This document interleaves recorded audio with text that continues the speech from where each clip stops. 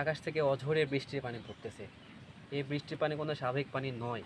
কিসের জন্যে? আজকে এই পানিটা হচ্ছে আর্জেন্টিনা ফ্যানদের আবেগের চোখের পানি, কান্নার পানি, মানে আনন্দের, জয়ের চোখের পানি। তারা আজকে বিশ্বকাপে একটা শক্তিশালী দলের বিপক্ষে খুব কষ্ট করে ম্যাচ জিতছে, প্রায় 120 মিনিটের মতো খেলা লাগছে। এত কষ্ট করে জিতছে ভাই, মানে পুরো আবেগপ্রবণ হয়ে গেছে, যার কারণে তারা কান্না করে দিছে। আর এই যে চোখের পানিগুলো পড়তেছে বৃষ্টি হয়ে, বৃষ্টি হয়ে অঝরে ঝরতেছে, আমার গায়ে এখনও পড়তেছে। ওরা আসলে এতটাই আবেগপ্রবণ হয়ে গেছে, মনে হচ্ছে মানে পুরা কাপ পেয়ে গেছে।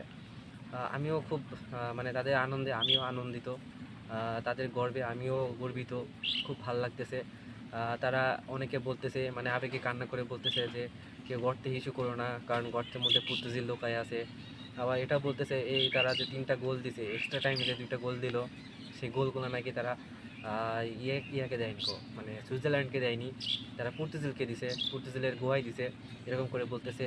মানে ওরা এতটা আবেগপ্রবণ হয়ে গেছে, এত শক্তিশালী একটা টিমের সাথে খেলছে।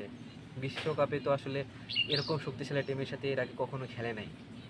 তারপরে ওরা মানে 10টা প্লেয়ার নিয়ে খেলছে। আর এর আগে যে কটা টিমের সাথে খেলছে, মিশরের সাথে খেললো, ওদের র্যাঙ্কিংও ভালোই দূরে। আর অন্যান্য যে টিমগুলো ছিল ওরা তো 50-এর উপরে, উপরে না, 50-এর নিচে।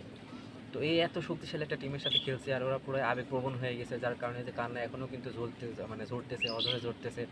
তো আমিও খুব খুশি যে আর্জেন্টিনা এত ভালো একটা টিম।